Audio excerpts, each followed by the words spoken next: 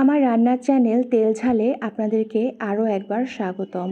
আমি আজকে আপনাদেরকে রান্না করে দেখানোর চেষ্টা করেছি পুরান ঢাকার স্টাইলে গরুর তেহেরি বা বিফ তেহেরি। বিফ তেহেরি বানানোর জন্য আমি প্রথমেই একটি মশলা তৈরি করে নিব।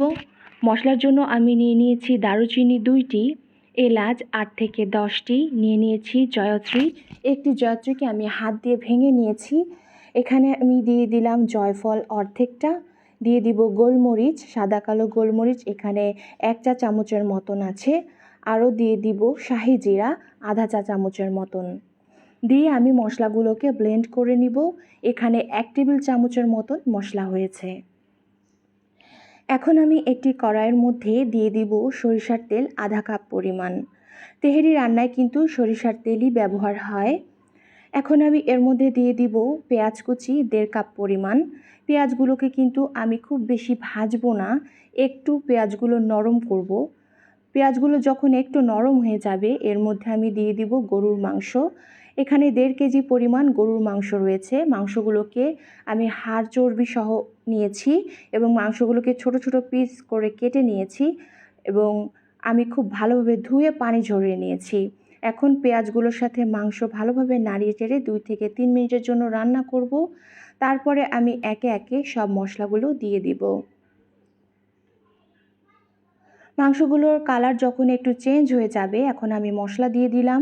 এখানে আমি দিয়ে দিলাম রসুন বাটা 1.5 টেবিল চামচ, দিয়ে দিলাম আদা বাটা 1.5 টেবিল চামচ, আরও দিয়ে দিব বাদাম বাটা। এখানে কাজু বাদাম দিয়েছি।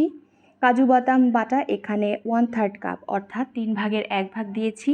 দিয়ে দিলাম টক দই আধা কাপ। টক দই আমি ভালোভাবে ফেটিয়ে নিয়েছি। এখন আমি দিয়ে দিব কাঁচামরিচ 8 থেকে 10টি, আমি মাঝখান থেকে একটু ভেঙে নিয়েছি। তেহারিতে কিন্তু কোনো ধরনের শুকনা মরিচ বা জিরার গুঁড়া, ধনিয়ার গুঁড়া এগুলো ব্যবহার হয় না। আমি এখানে দিয়ে দিয়েছি স্বাদ মতো লবণ। লবণ দিয়ে আমি মশলাগুলো মাংসের সাথে খুব ভালোভাবে মিশিয়ে ঢেকে রান্না করব যতক্ষণ পর্যন্ত মাংসের পানি শুকিয়ে না আসে।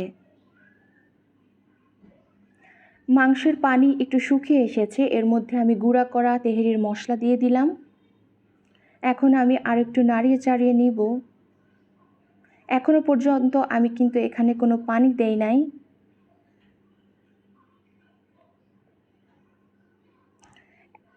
এখন আমি এর মধ্যে দিয়ে দিব 1 কাপ পরিমাণ পানি। পানি দিয়ে আমি ঢেকে রান্না করব। মাংস থেকে কিন্তু তেল উঠে এসেছে। মাংসগুলোকে কিন্তু আমি মশলার সাথে খুব ভালোভাবে কষিয়ে নিয়েছি। দেখতেই পাচ্ছেন মাংস থেকে কিন্তু তেল উঠে এসেছে এবং মাংসগুলো কিন্তু ভালোভাবে সিদ্ধ হয়ে গিয়েছে। এ পর্যায়ে আমি দিয়ে দেব এখানে পোলাওর চাল। পোলাওর চাল আমি এখানে নিয়েছি 800 গ্রাম পরিমাণ। এখানে আমি কালো জিরা পোলাওর চাল নিয়েছি। আপনারা যে কোনো ধরনের পোলাওর চালই এখানে ব্যবহার করতে পারেন। এখন আমি মাংসের সাথে পোলাওর চালগুলো খুব ভালোভাবে নাড়িয়ে চাড়িয়ে এর মধ্যে আমি পানি দিয়ে দিব। যেহেতু আমার 800 গ্রাম পোলাওর চাল, এর 2 গুণ আমি পানি নেব। তেহেরি কিন্তু হয়ে গিয়েছে। এর মধ্যে আমি দিয়ে দিলাম 1 টেবিল চামচ কেওড়া পানি।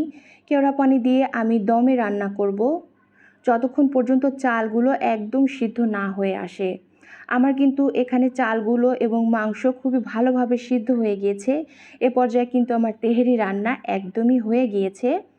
আপনারা যখন তেহেরি রান্না করবেন এটি কিন্তু যখন চাল দিবেন তারপরে পানি দিয়ে খুব দমে আস্তে আস্তে করে রান্না করতে হবে। একদম অল্প আঁচে রান্না করতে হবে যতক্ষণ পর্যন্ত চালগুলো একদম সিদ্ধ না হয়ে আসে। এ পর্যায়ে আমার হয়ে গিয়েছে, আমি আপনাদের এখন সার্ভ করে দেখাবো। হয়ে গেল আমার মজাদার গরুর তেহেরি। আপনাদের মূল্যবান সময়ের জন্য অনেক অনেক ধন্যবাদ। আমার ভিডিও যদি একটু ভালো লেগে থাকে লাইক, কমেন্ট এবং শেয়ার